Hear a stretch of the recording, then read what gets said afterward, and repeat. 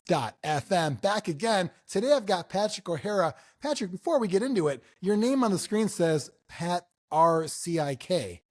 Is this like a Polish spelling of Patrick, maybe? It's actually I'm introducing myself from the Communist Party. That's the Russian spelling of my name. Okay, So, cool. yeah. Is this a big announcement on this show? Do I get an exclusive? It's exclusive.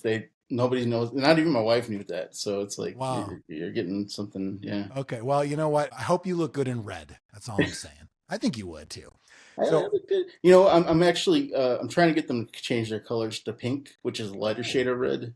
okay. So Well, I'm hoping, you know. saying pinko back in the day, I mean, you're asking to be pink at that There you point, go. And maybe you can get pink as well. She's available, I've heard.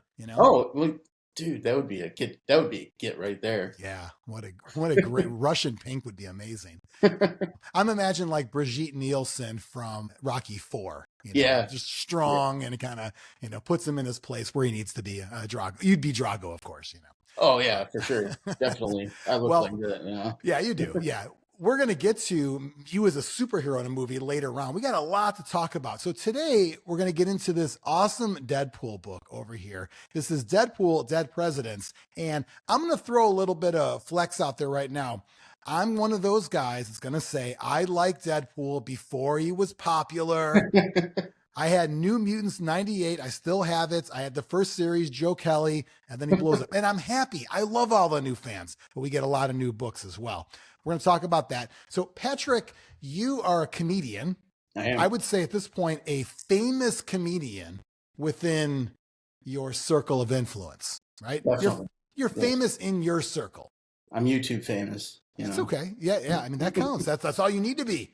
Have you seen that guy on the subways? That's his whole bit is subway comedy. Yeah. It's great. Yeah, he's hilarious. He is. You can't obviously do that anymore, because he's doing subways. But right. And I live in North Carolina. I live where there isn't a lot of subways anyway, so I'd be kind of screwed. You could go into Subway, the restaurant. Now that Gerry doesn't have a thing anymore, you could go into Subway, Subway, and start doing hey, like whatever you do, like juggle or Dude, whatever your bit is. I juggle and then I do prop comedy. So that's right. Carrot Top. I'm not sure what's going on with him, but I'll tell you, Patrick, I was at your first ever comedy show.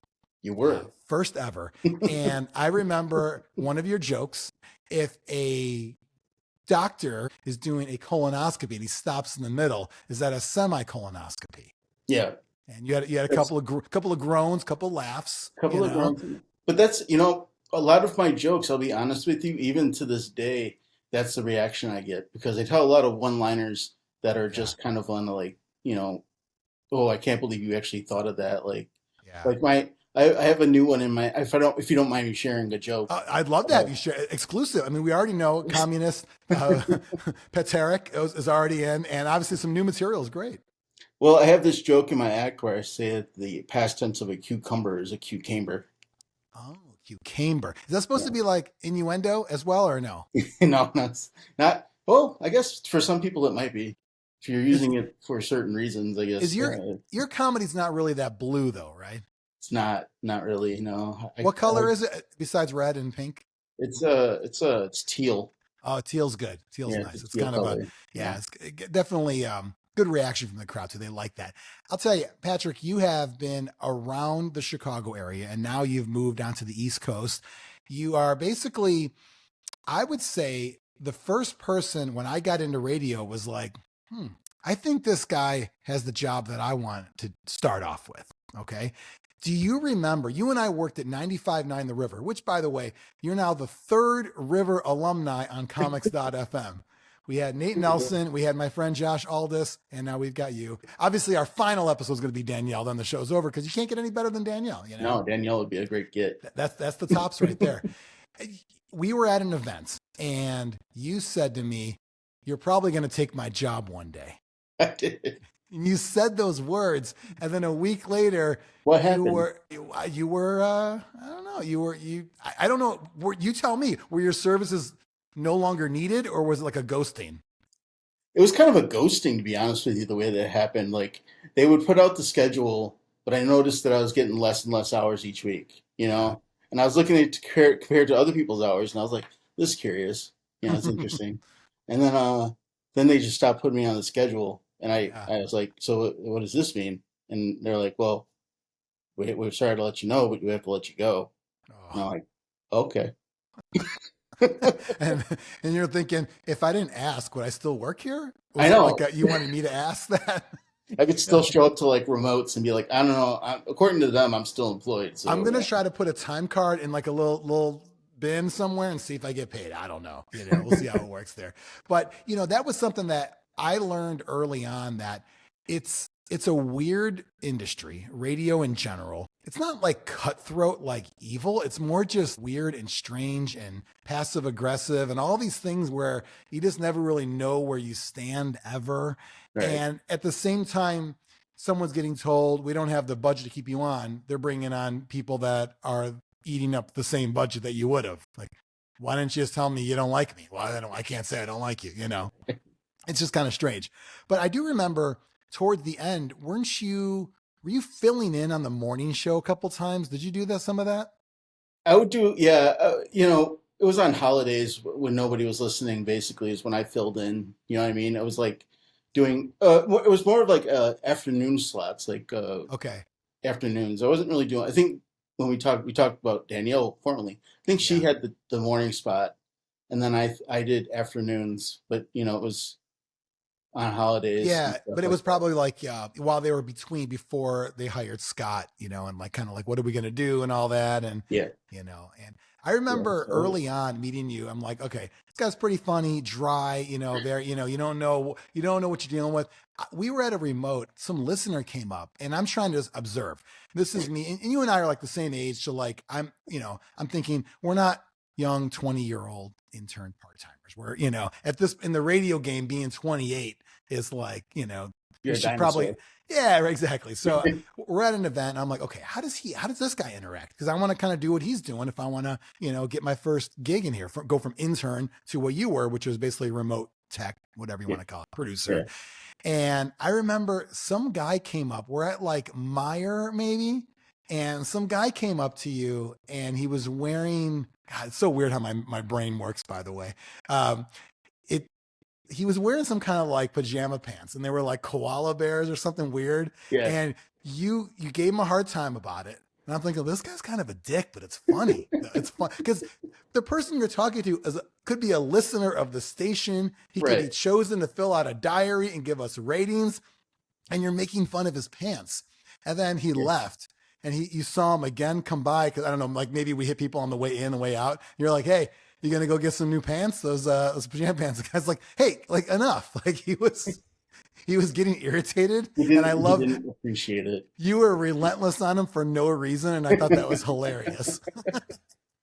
I was going for shock remote tech. They had shock jocks. I Yeah, was going yeah. for shock remote tech. Shock remote tech. Yeah, Yeah, it's like they don't normally want you to could be be known. like, yeah, you say the dirty words and like Howard Stern and all this stuff. You're thinking, what about the guy that plugs in all this stuff? Can he Is that start swearing too? Yeah, yeah, he be out of could. control and making fun Yeah, of listeners, possible listeners, people who are now possible like, listeners. I'm not going Yeah, to listen to you anymore because this guy made fun of my pajama pants. So it's like yeah, yeah, like exactly. And it was like just kind of 8 like a.m. on a Sunday morning when everybody's wearing pajama it, pants out. right, but you singled him out, and I thought that was great that you targeted a random stranger for your own benefit, for your own laughter, maybe for mine, for whatever it was. I thought it was pretty great. I'm like, this guy gives no f's. And then of course, you were let go soon after. Not because of the pajamas, though. I don't think there was correlation there with the pajama pant insult and also your demise there. I don't know. Yeah. There might be a connection because I do remember the person who was running promotions at the time. She brought me in and she was like, you know, I've been watching you and you don't really interact with the guests that much. And I was like, what are you talking about? I didn't. I was crazy because I Yeah. love that was part of my favorite part of the job was Yeah. interacting with strangers, talking to people. You know what I mean? Whether I was Right. making fun of their pants Because you or can say whatever you want. Because here's the thing.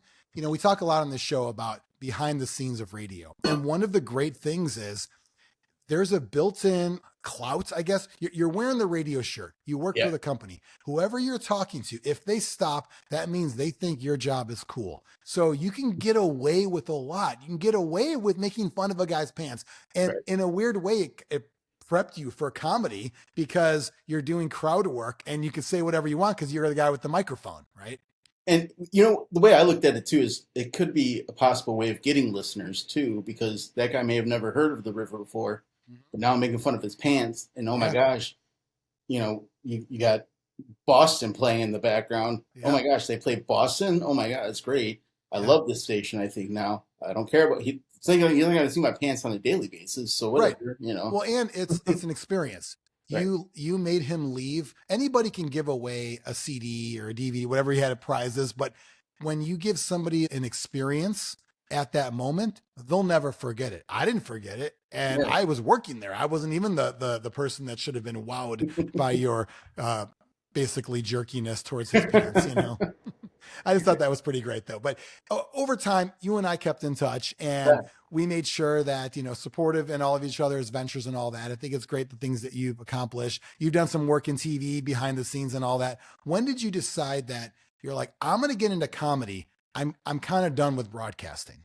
I it was one of those situations where I was really funny with. I was talking to a girlfriend at the time, and I said some fun, she knew me for saying like funny stuff, Mm-hmm.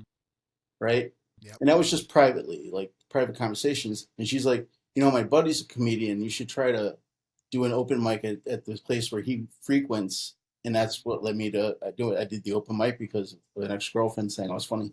Wow. And that was the one that I went to, that first one, because of Yeah. that. Okay. Yeah. And I know we also did we do that Second City class too? Did you Yeah. go to that? Yeah. Okay. Yeah. So I thought it was cool that you're trying to always just improve your game over time too. Yeah. You do podcasts and videos, all that stuff, because it's all part of it. All of this is work in progress. Everything that we're all doing. Oh, for sure. It's never done. It's just, the next thing, Right. I had actually started a TikTok, thinking I was going to be like TikTok famous. Yeah. And I would make these stupid videos, and it's like nobody watched. And I was like, okay. I realized that's because I'm like in my 40s trying to be a TikTok superstar when that's probably well, so are you dancing? Number one. No, I didn't do any dancing. Okay, so there's no dance. Because if you're dancing and you're in your 40s and you look like you look, there's an audience for that. But if Sure. you're not even dancing, now you're not even doing the thing that I came for. So what else you got? And you come in with the cucumber bit. And are you going to keep them? Are they going to laugh? Because the TikTok videos, people watch 1 second. And they're like, no, no, no, no. That's why it's like, hey, this video had 10,000. Yeah, 10,000 like nanoseconds on that. You're trying to get them. So maybe maybe grab the cucumber and be like, hey, cucumber. Like, start with the punchline.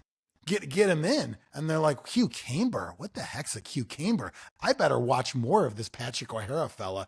Find out what a cucumber is.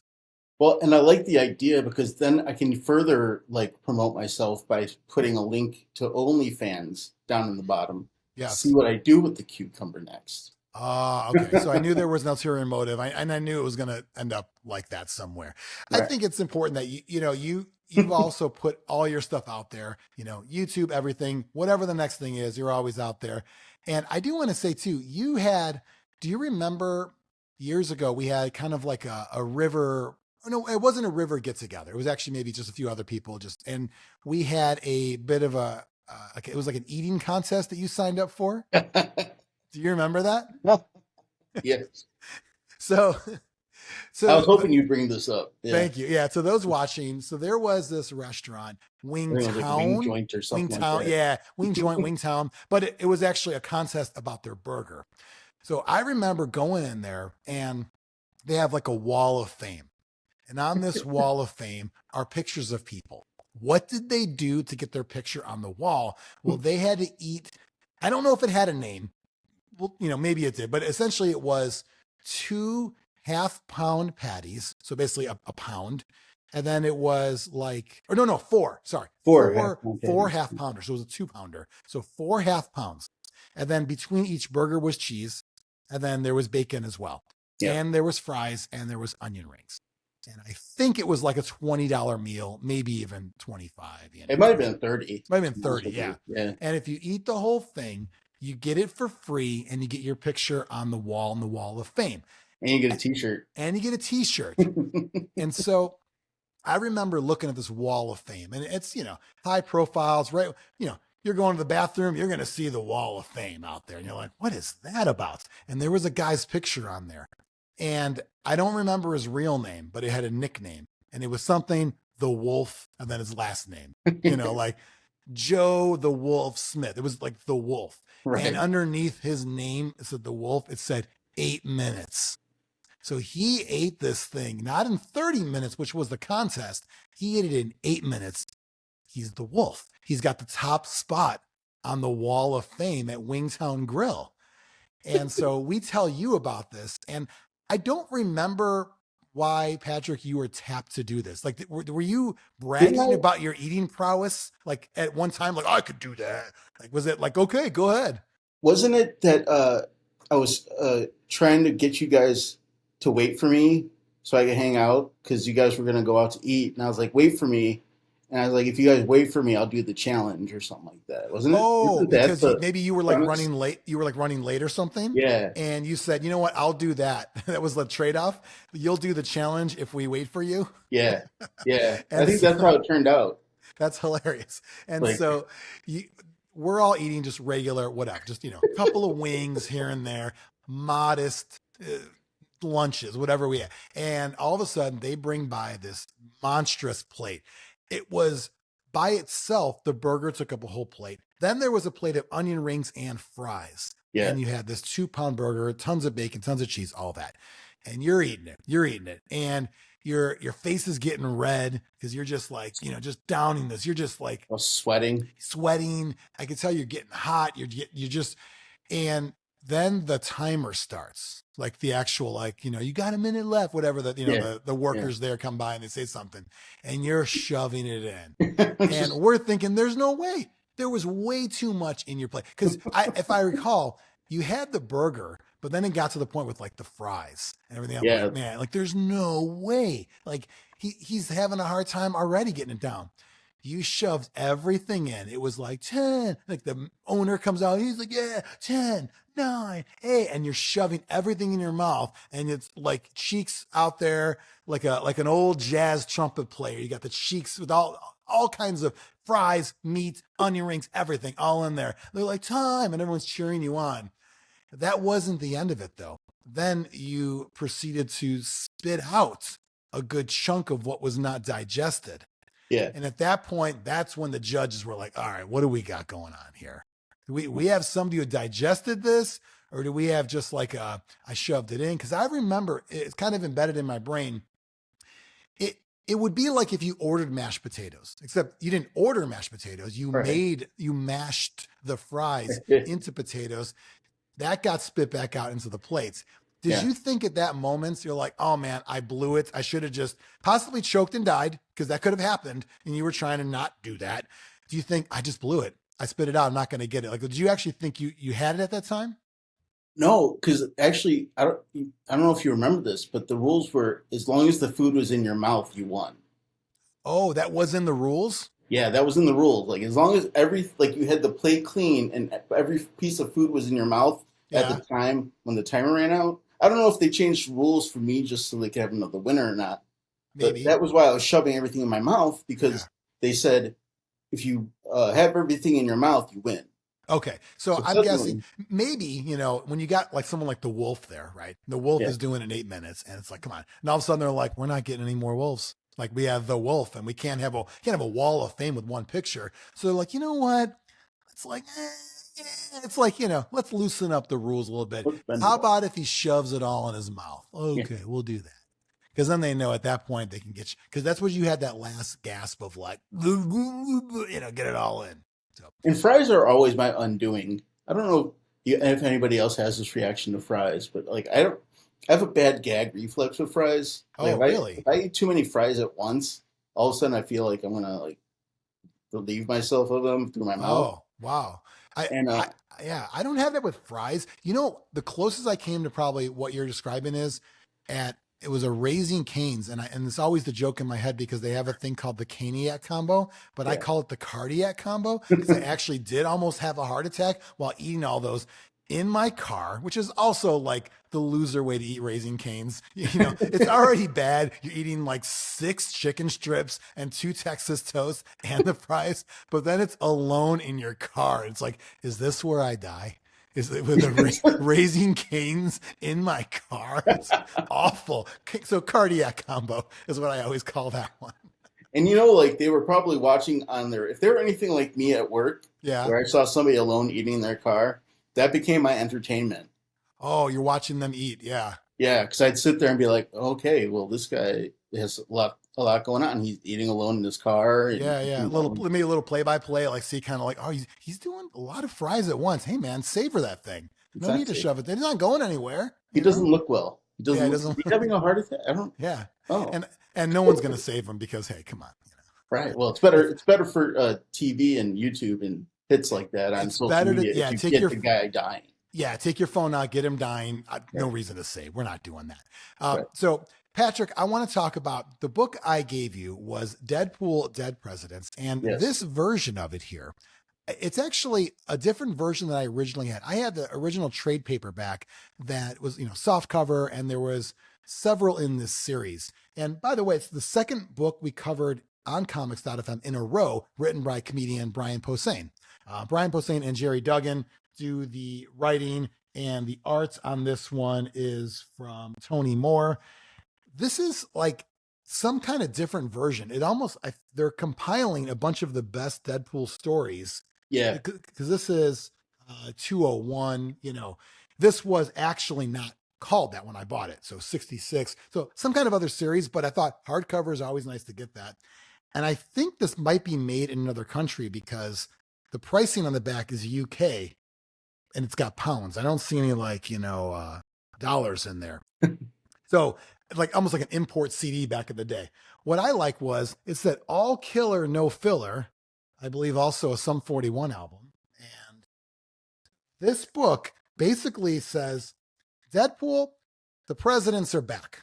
Yeah. So what do you mean the presidents are back? Well, they're back in zombie form and they're ready to take over. George Washington's going to build an army to take over. I assigned this book to you, Patrick, one, because Deadpool and I have a long history together, and he always uses comedy to diffuse situations. And Deadpool's had a lot go on in his life before. You've had a lot go on in your life before. A lot of your comedy routine is based on some of the medical things that have happened to you. So a lot of that, Deadpool, you guys have the same thing in common. Yeah. Right. Both have had cancer, but not Canadian. And I can actually die, unlike Deadpool. Like if you blow me up, I'm smithereens. I'm done for. I mean. Yeah, like, you don't no have a healing factor.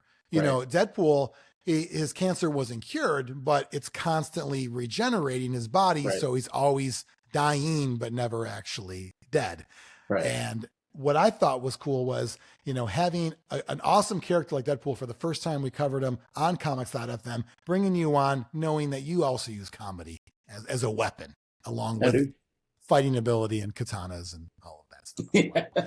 So in this book, one thing I really loved about Dead Presidents Deadpool is they actually have, and this is 2013, I think it came out. So, Okay. or maybe even been earlier. There is talk of like, oh, wait till you guys get a hold of Bill Clinton, that kind of stuff. I believe the most recent president in here, because Jimmy Carter was still alive.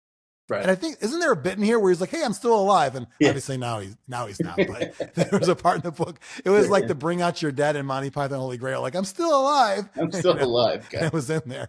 And the funny thing is, so Ben Franklin, not a president, and Deadpool's always confused by that because as a Canadian, he doesn't know our stuff. Ben Franklin is a ghost. He's actually not an evil zombie dead president. And he's kind of like our little spiritual guide throughout the whole journey here, right? He is. He is, when, Deadpool, you're used to him sort of like breaking the fourth wall. Mm-hmm. He doesn't do a lot of that in this book or in these books or however many books it covers, but more or less he does it through Ben Franklin, the breaking of the fourth wall, because nobody else can see him except for him.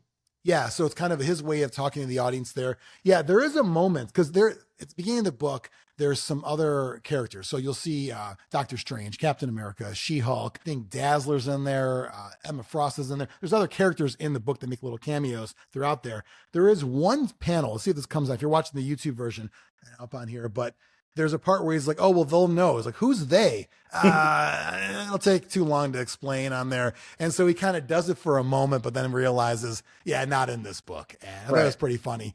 Yeah. This being, I think, the first book from Brian Posehn and Gerry Duggan. They did other ones after. They're not anything Dead Presidents related, but this was the first 6-issue series, their first trade and their story arc of this writing team, and so to start off with that, I think was pretty hilarious to basically say every single president's covered. And I thought it was great that even the lesser known ones are covered, like James Polk and Millard Fillmore, but they're not doing anything. They're just like Right. quickly disposed of, They're there for a second, and then it's almost like their presidency. You know what I mean? Like a blip right? on the TV Yeah, screen. like That's what'd you do? Like there was, we didn't have a lot of recorded history at certain times, so unless you did something big, I mean, I don't know if we're gonna yeah, get credit for it on there. yeah. Um, Oh, your biggest thing was being a president, but nobody. You didn't, what? yeah, Who right. are you? And You who were president? and who was running? Like what? Like was the competition that bad? Did you have You a ran favorite? against the potato. Yeah, right. Potato got some votes too. Did you have a favorite panel in this book? I did. I actually marked. Is it okay if I show you my favorite? I would love show and tell because I want to All get right. those YouTube views up. I actually have a couple, if that's okay. I would love a couple of them. So this one was my first favorite. I'm starting to see if it. Do Yep. you see it? Where Yep. it says shows the newspaper of Captain America decapitating Truman, That's right. and he says like, you can't have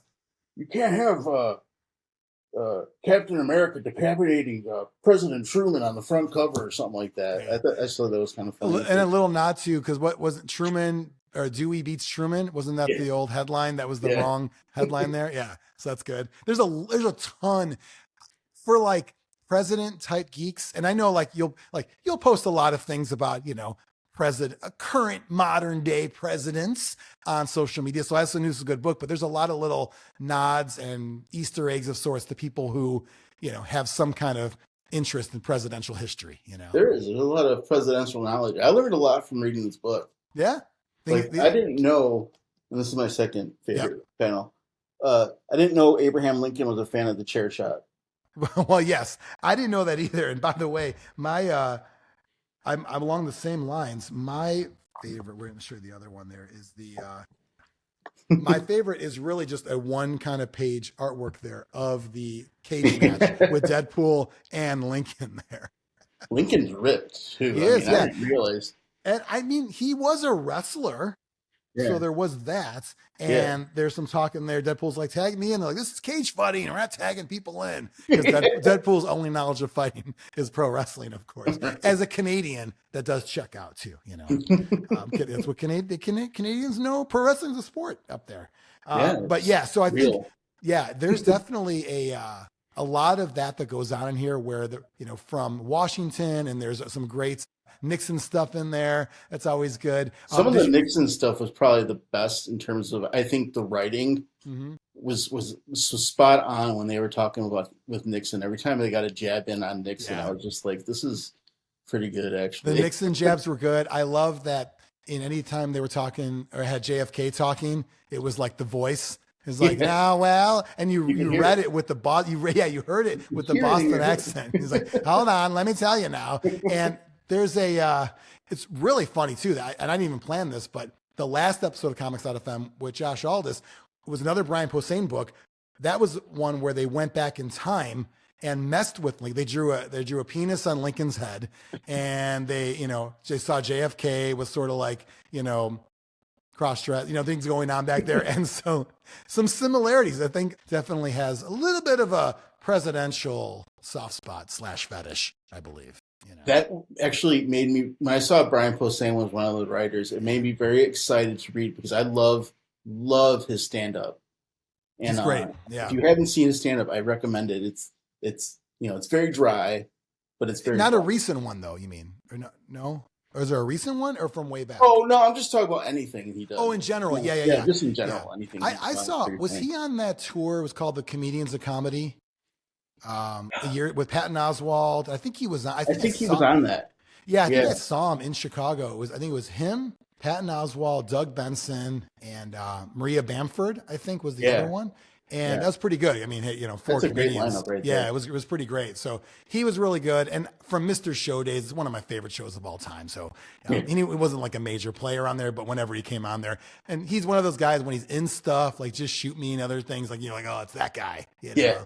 Yeah. And he's He's one. also Yeah. He's a that guy actor where you're like, I know it. I just don't know his name, but I've seen him in everything. Yeah, and he's a heavy metal guy too. So there's some, there's always little nods to that everywhere. But having the fact that they covered, at this point, it would have been maybe 40-ish presidents. Was a moment reading this where I'm thinking, are they getting all of them? And then they even say things like, all right, we got 10 left. We got 8 of them left.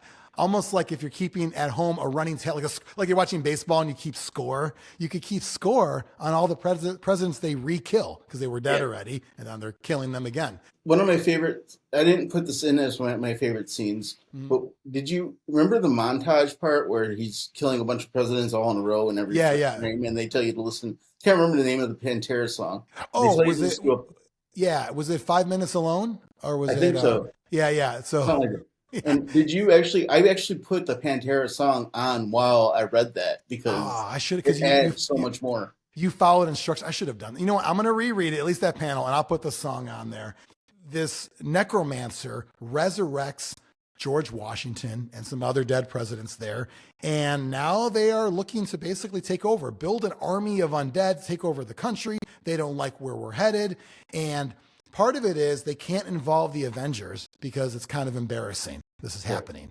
So who can we count on to kill people, basically kill presidents that he has no conscience? He's Canadian, doesn't really care anyway. And basically, who can we trust with this special mission? And it's only Deadpool, the only option, That was, to me, that was, I think, the obvious choice. Like, you couldn't do, this couldn't be like, you couldn't have the Incredible Hulk against dead presidents. No, and there was even there was a few times where they were talking to Doctor Strange involved 'cause he's trying to help how to take out the necromancer, and there's just a lot of moments that have some cameos from other superheroes. But ultimately, though, it is Deadpool with his friendly Shield agent Preston and Benjamin Franklin, the Ghost, trying to take out all of those presidents. And so, if you're a fan of any of that stuff, I had a book when I was a kid, total nerd book. It was called Facts and Fun About the Presidents. And it was a book I loved when I was like 8 or 9 years old. All these weird little things that some of them I still remember, like James Madison was the shortest and Taft was the heaviest, which they talk about Taft in there too as a pretty big boy in there. And like Kennedy had a secretary named Lincoln, and Lincoln had a secretary named Kennedy, and all the little nuances of all that stuff. So as like an old timey, like as a kid president nerd, I also love that too, because they brought everybody back in this one.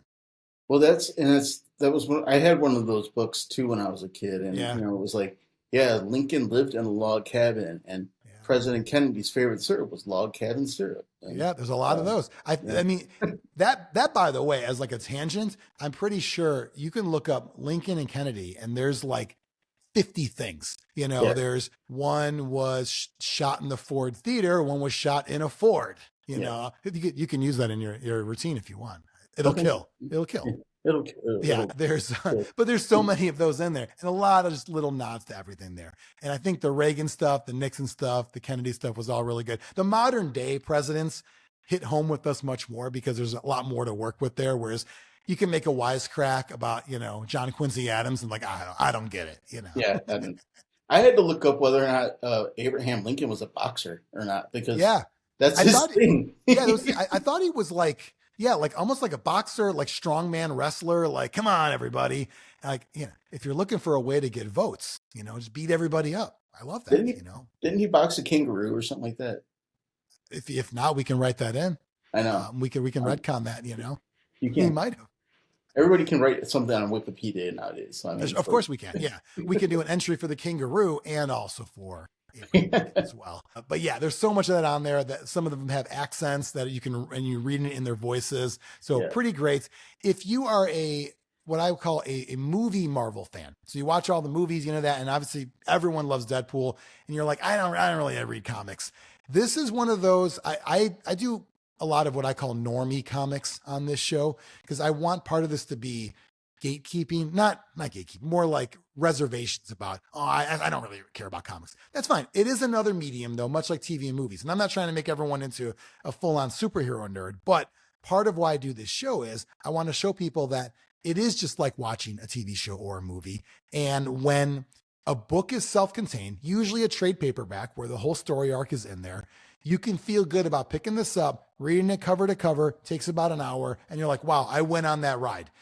If you know other characters, great, good for you. But you don't really have to. It really doesn't impact the story at all. And that's what I love about this book too. That's what, because I'll be honest with you, I'm kind of a comic book normie.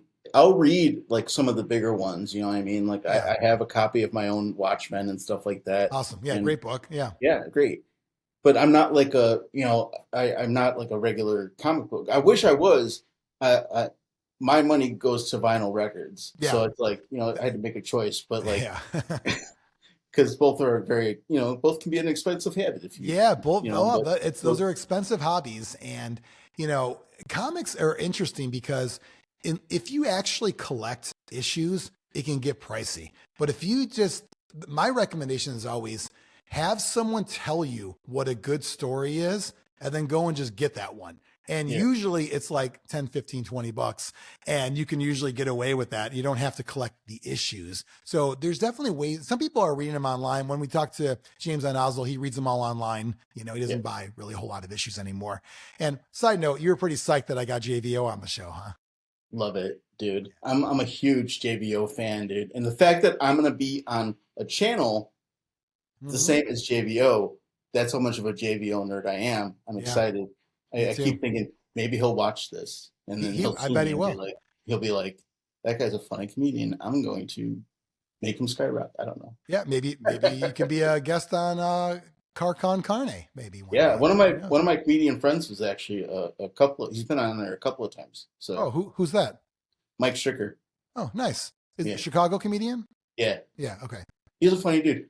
But Yeah. a little plug for him. There's That's that. right. That's what we're here for. No, I think it's great. I was excited because that was my history too with Q101. Growing up with that, it's like, come on, Yeah, how do I not? That was my first one where I'm like, okay, all these other episodes are me talking to my friends. Let's see if someone who really doesn't know me, and then here's my stalker story where I played him on a demo tape. I loved when you were telling him that story because you Yeah. could see his face and he was like, Yes. "Oh my He's God, like, oh like my who am I God. He talking to?" he he wants to chop me up and put him in a jar next to his bed. I'm like, yeah, yeah, I do. I would say half the books I cover are going to be superhero, maybe even less. Most of them are going to be just obscure comics people have never heard of, horror or like thriller, sci-fi, mystery, whatever. And I'm going to throw some, I've done some Batman ones, that kind of thing. There'll be some of those in there, but I want to just kind of promote the medium while talking to people who have some kind of radio background. Yeah, for sure. And you do a good job of that. That's for sure. I have Thanks, man. seen some. I'm not one of those people who's like, yeah, I've seen a couple episodes, and I haven't. I've Yeah, actually watched a that's few of great. the Well, episodes, and listen, I'm a fan. I need And the views. I need the that, views.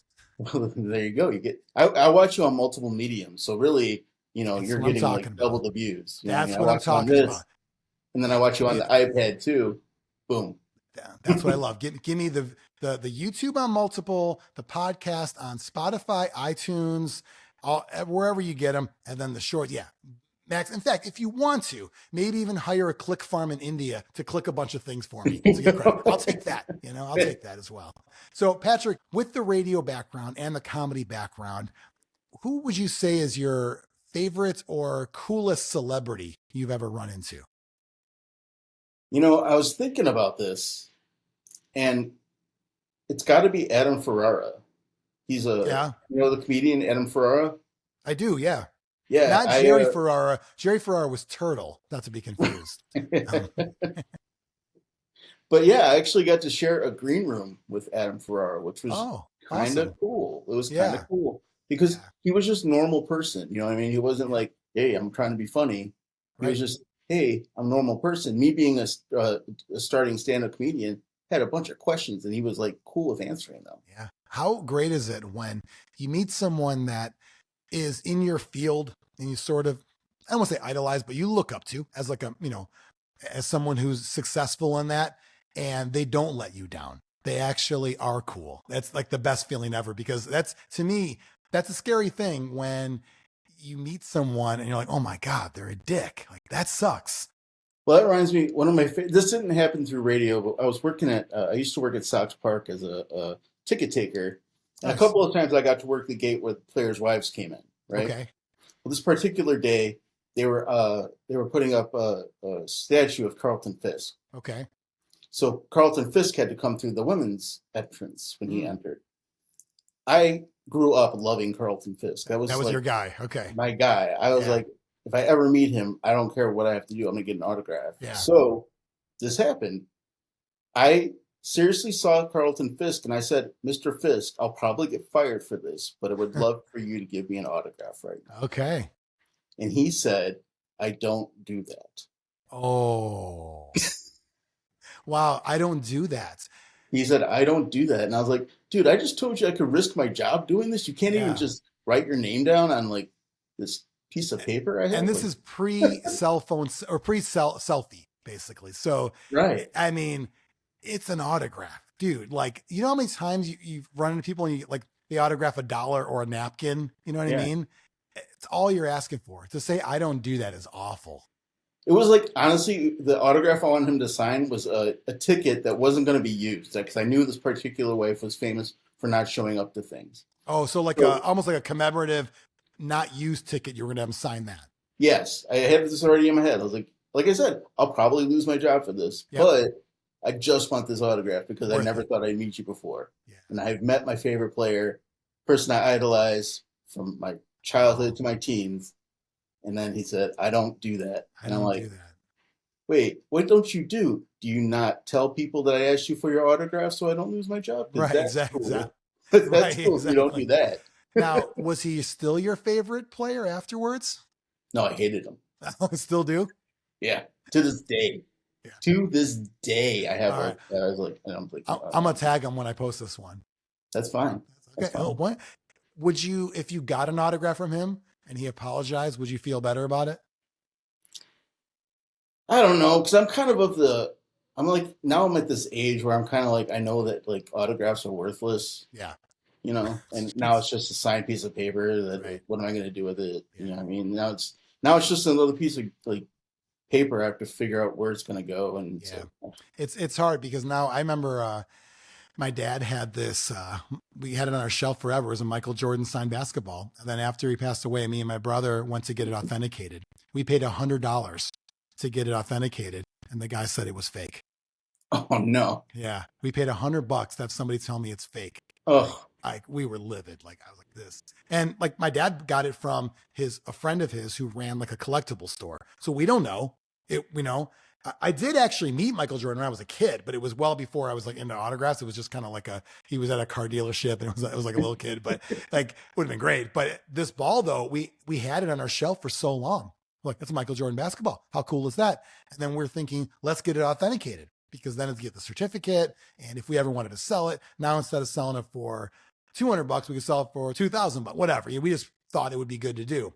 And we paid to have them say it was fake. And there's a good chance they put like a stamp in there, like a hologram that says fake. Like if you try to take oh, this, they do that? I don't know. Maybe I'm just Oh, paranoid, but maybe I could have been like, I I thought mean, they actually did that, and I was may, like, no way. I mean, I don't, maybe, who knows, but, or they just say, go ahead and spend another $100, And so that Yeah. was, but let's your point about, it's more about the moment. And that's why I like to this day, I really don't care about autographs.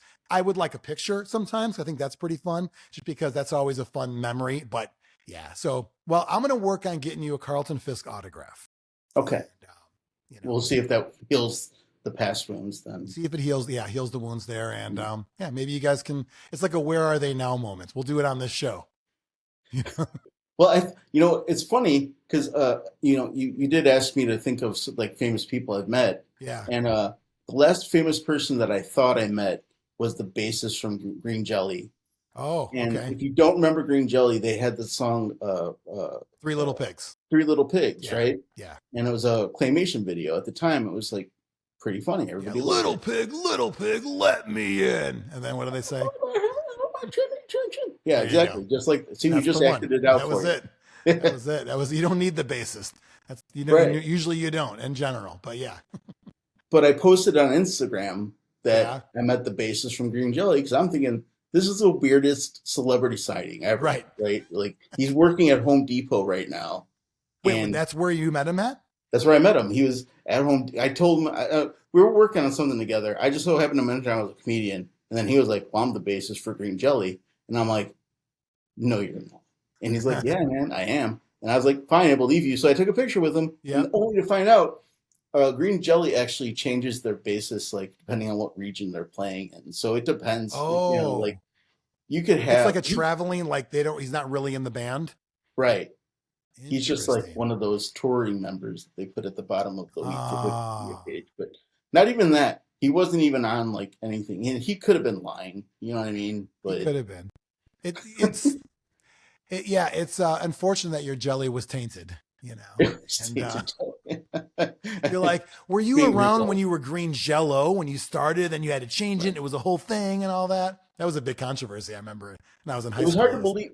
Well, he was in his like early 20s too, and I was like, "No way, you're not," because you would have been not born when that song came out. And he's like, "That's when I found out they actually changed their basses, like depending, and other musicians, like their drummers too. I think is not their original drummer. I think they okay. changed drummer. I think the lead singer and guitarist is the only guy who's actually in the band still. Okay. Okay. Almost like, Trent Reznor is Nine Inch Nails, and then you Right? don't always know who else is in the band. Yeah. So you basically you got you met a guy who works at Home Depot. Like, I mean, to be fair, yeah, That is what, and I posted on Instagram, and I think I hashtagged Home Depot. So yeah, really, I gave them a little bit more yeah. commercialization. You know what I That's mean? that's Like how doers get things done. I've heard. And do you think he posted on Instagram that I met comedian Patrick O'Hara? in my head, yes, that's how Okay, it worked because out. at a Yeah, certain point, like one of you guys is the meter and one is the greeter, so to speak. In other words, like right. who's really meeting who and saying, "Oh wow, you're you." Like, no way, you're you. Like Yeah, somebody's got the upper hand. At this point, it might be you. I mean, you've got a 10 plus year comedy career going on, right? 15 actually. 15. This year is like 15 for me. Wow. Are we going to Yeah, do maybe like a rehash of the original set, maybe? that's actually not a bad idea. I was thinking about doing a special towards the end of the year Yeah. where I do like kind of all of my jokes and start out with like my beginning career where it was like Mm-hmm. shitty jokes. Mm-hmm. Is it okay if I swear? I swear. Oh, yeah, it's fine. Okay. Okay. Well, I start out with my bad jokes in the Yeah. Yeah. beginning, and then they progressively get better where they start at a two Mm-hmm. and they end on like a six. Right. Yeah. You know, like Well, because it is a work in progress, so you got to leave room to improve there. I right. remember another one from your first ever stand up. You were getting heckled by some woman, Oh yeah, yeah, and she kept saying, "How does that make you feel?" yeah. And I thought that was really weird. Like, what a weird heckle. And I don't like hecklers to begin with, and Right. like I love when they get destroyed. But the idea of how does that make you feel? I just thought that was a strange thing to keep saying to you.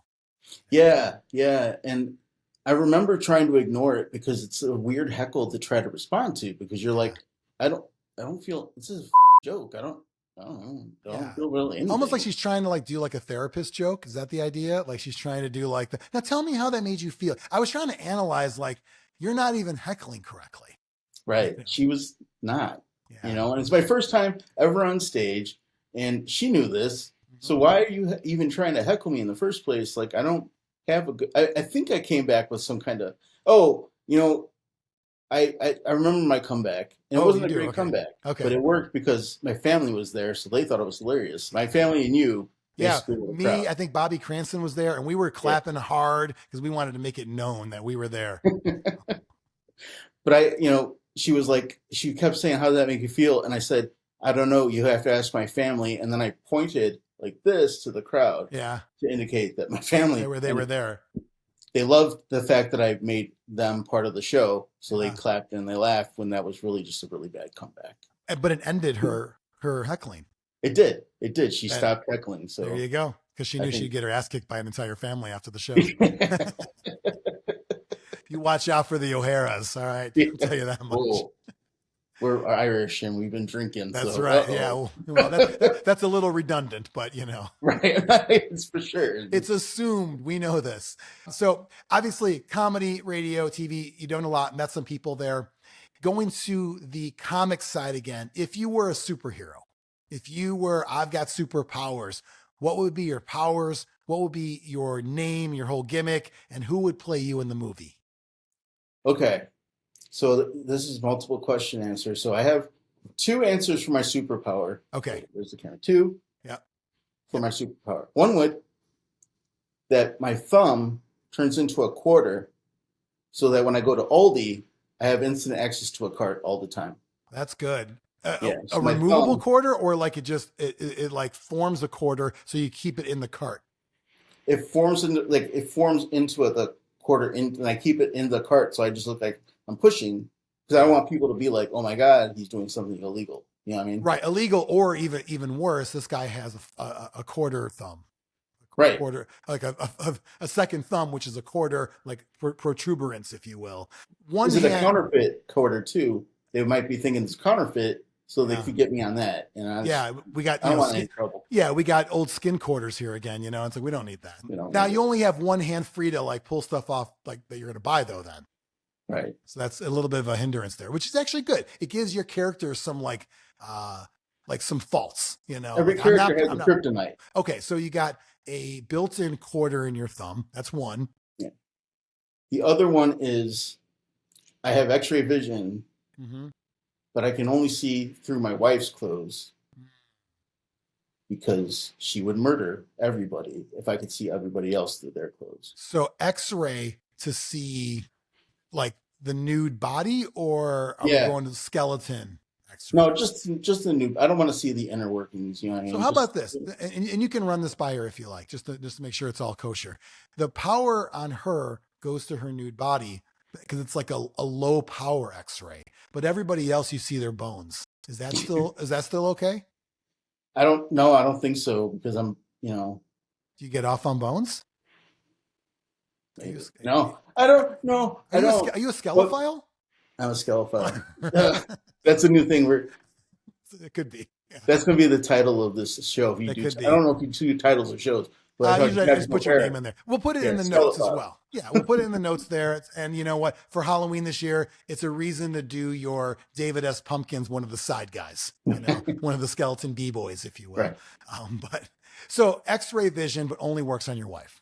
Only works on my wife. Otherwise, like I said, she will murder everybody. And that's so you're probably not going to be called by any superhero group to save anybody. Because I'm right. I mean, there's not a lot of situations where, like, quick, we need someone who can get the Aldi's carts, or quick, we need someone to see, your wife's body. There's not a ton of, we'll call it turmoil going on that involves those two scenarios.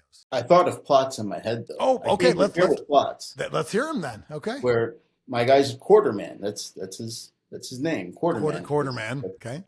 That's his thing. Okay. That's what he's known for. Yeah. Here's the plot. A woman is encaged by Aldi carts. Okay. Okay. And there's only a certain amount of time that they can get this one out of the Aldi carts. Otherwise, they're all going to collapse on her. That's the way they're built. I don't know who the evil person is. You know what I mean? Well, it's probably the owner of Aldi's. Maybe. Mr. Aldi. Yeah. Jeff Aldi. Jeff Aldi. Jeff Aldi. But anyway, so they're like, oh my God, we don't have enough quarters to get all these carts. Yeah. Because they have to get them all at once or something like that. Right. Quickly, right? Yeah. Because she's like in a cart jail, or are they on top of her? Like, I can't get out. I'm trapped. They're like, you ever see like in the circus, they got the motorcycle guy who runs around in the sphere and stuff like that. Yeah. It's kind of built like that. Okay. You know what I mean? But it's going to fall down on her at a certain point. That's just the way it's built. Yeah. And if they do, they collapse. She. Well, Well, maybe injured, I'd say. It's carts. I mean, yeah. It's just let's make my story less interesting by saying she might just get like a couple of cuts, or they'll call them lacerations. Okay, then you create the scenario where your wife could almost die from carts. Then okay, that's the scenario you need. I'm on board. Yeah, we just need an artist. Really, I already have it written out. Okay, Quarterman. Yeah. And so now, correct me, I haven't been to Aldi in a while. When you take your quarter out, do you still get the cart? So you just activate each one, or do you have to No, keep it you in? have to keep your quarter in the cart to activate the cart and keep it going. So how are you? So how are you doing that to get rid of all the carts if it's only in one at a time? So Well, how if you? I have to, okay. So the situation gets a little more drastic because Yeah, I can only do one card at a time, right? right. Yeah, So now it's like a few panels later, people are bored, right? Reading this comic because it's right, like, okay, and you got card number 6. right. Okay. Exactly. There's like several And issues to get to that. Yeah. Okay. finally, card 20. Did he save? Nope, nope. There's still 20 more cards that There's we more. have Yeah. 20 more panels that we There's have to more fill. carts. Yeah. Wow. So, Okay. I get yeah. it. One would hope that, and you working at Comiskey Park, you probably saw the guy with the change on his belt making Yeah. change. Yeah. Yeah. He is also a bit of a quarter man. So it's kind of, he's got quarters ready to go. He's my evil nemesis. He's my nemesis. He might say, Quarterman, Carlton Fisk is over here. Go check it out. And you're like, I'll be right back. And all of a sudden he saves your wife with That's actual true. quarters. That's And if true. she's like, oh, fake quarterman, you used real quarters, but you're fake quarterman. My husband is real quarterman, but fake quarters. I like you better. That could happen. That's kind of a twist. Oh, you just killed Quarterman. Quarterman. Who's playing quarterman in the movie? You know, the person I've thought about this, and I don't know if people are going to agree with this, and I kind of see it. But when I get my hair cut, Yeah. the woman always tells me I remind her of Gerard Butler. Oh, interesting. I think it would be great to have Gerard Butler play me in a movie. Yeah. Well, yeah. And I've never thought about that before. That'd be great to get. That'd be a good get for Maybe Gerard Butler as quarterman. should I take the help with the? Do I look like him without my glasses on? Eh, I would say neither for me, but that's just me though. I don't, I don't have my glasses on. That's my excuse. I don't Uh, know if she knows who Gerard Butler is. That's that's why true. Yeah. I don't. I always So thought like back in the day, to me, you always resembled MCA from the Beastie Boys. That's why I always saw that in you, that would be great if he could, but he can't now. So Unfortunately, you can't. Yeah. I always saw that. There was also, I got to think about, there was another famous person that you always reminded me of too, but I can't place it. I'll think of that one. But Gerard Butler would be a great get there for, and it'd it be would be called great. Quarterman, the movie. Quarterman movie where Gerard Butler plays me. I think that's That's a, fantastic. that's a winner. Hey, everything is greenlit on Netflix, so you're all good. And then I wouldn't have to worry about seeing my wife naked through X-ray. I might actually get it actually to see her in real life naked Yeah, because because she's it's like, because "Wow, you're an actor now. Yeah. I have a Gerard Butler family fantasy." And So Patrick, you've done radio, you've done TV, you've done comedy. What's your advice to someone watching this saying, how do I get into those creative fields? Should I even do it? And kind of, what can I expect? Kind of imagine if you are now in the green room and someone met you and you don't want to be a jerk to them, you want to be cool. What would you say to them for advice? for all of those fields, my advice would be the same thing, and that is, if it's really something you want to do, don't ever give up on it. Good words of wisdom Yeah, because it's easy to give up. And yeah. then when you give up, you have all the what ifs. What if I stuck? What if I did? And when you don't, you just stick with it. You see what happens. I've achieved everything as a comedian. I've achieved everything I wanted to. You know what I mean? I've Hmm. featured, I've headlined, I've done 30 minutes on stage before. You know what I mean? Wow. Yeah. So it's like for me, yeah, nobody really knows who I am, but I've done stuff that I never thought were possible, Yeah. and that's because I I kept trying. You know Hmm. what I mean? And I still haven't given up. You know what I mean? I'm still like on that. I try. I don't know what my ultimate goal. That's the thing is, I never set like an ultimate goal. Hmm. I just every Yeah. goal that I've accomplished. I look at my goals that I've accomplished in the past and say, "Wow, look at that! Look what I've done." Yeah. Well, you got on the train and it's like, why should it stop? So it goes to Exactly. the next stop, the next stop from there. Yeah. And yeah, it's pretty great because you've done a lot, but of course, more doors could be opened, more For things could sure. happen, but you've Yeah. accomplished things if you're checking stuff off. You've done it all. You mentioned doing like a long set, 30-minute set. And I know we wanted to talk a little bit about, before we wrap up, about sort of like some favorite comedy. You have like a favorite stand-up special or a couple of them, or kind of, who you really idolized? Yeah, I mean, a lot of what I do is like Mitch Hedberg. I get a lot of comparisons to Mitch Yeah, I Hedberg, could see that. and that's purposeful. You know what I mean? I know it's always like it's kind of corny and cheesy to sort of like copy somebody's like delivery, but Yeah. that's what I do is I sort of idolized him, and so I was like, well, I'm a dry humor person too. Yeah. So him and Stephen Wright Yeah. rank up there for me as like I don't have particular specials because now you can watch everything on YouTube. Yeah. So True. it's like you don't have to. But if you YouTube like Stephen Wright, they even have like a YouTube where it's like Stephen Wright, growing up, me and my brother used to watch Stephen Wright specials all the time. I mean, just like he would say things like, I went to the, I'm not even going to do it right, but I go to the doctor and they said, have you ever fallen asleep driving? I said, no, I've woken up driving a few times though. Dead Presidents, awesome Deadpool book. If you're thinking, I like Deadpool in the movies, well, you know what? You don't have to read all the comics, and right. some are better than others. Like my favorite Deadpool stories are written by Joe Kelly, who was his original writer when he got his first solo series in the late 90s, early 2000s.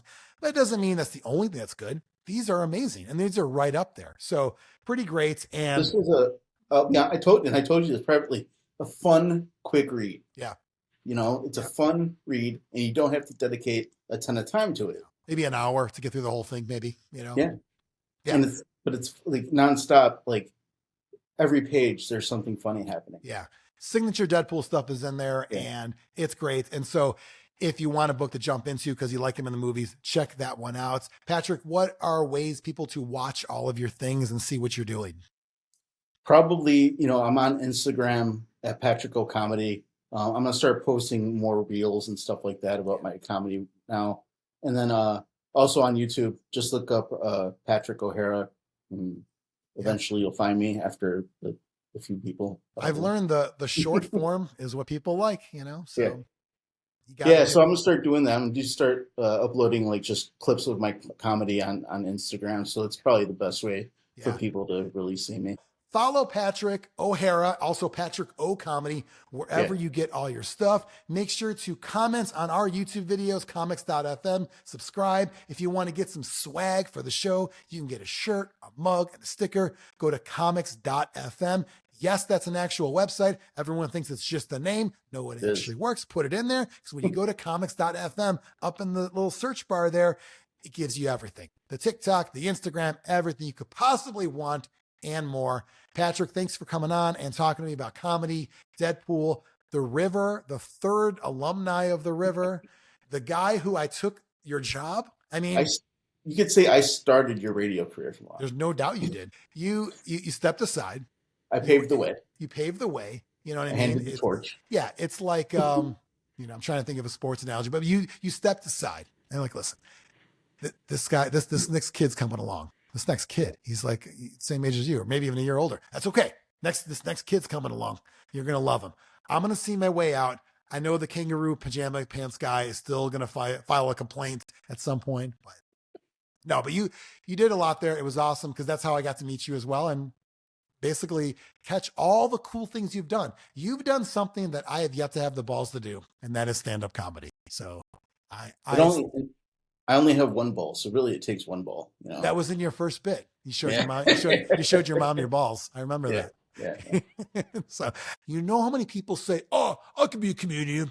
I could do that. I could do that. I could do that," and it's like, dude, shut the hell up. You did it, and you're still doing it, which is awesome. Yeah. You know, Yeah. It's that's a big deal. It really is it's because one of my favorite things that I've ever done. So it's amazing. Yeah. So I applaud you for not only doing it 15 years ago, but sticking to it as well. well, thank you. So, Yeah. Well, I'm waiting for another 15 for the big 30th show, right.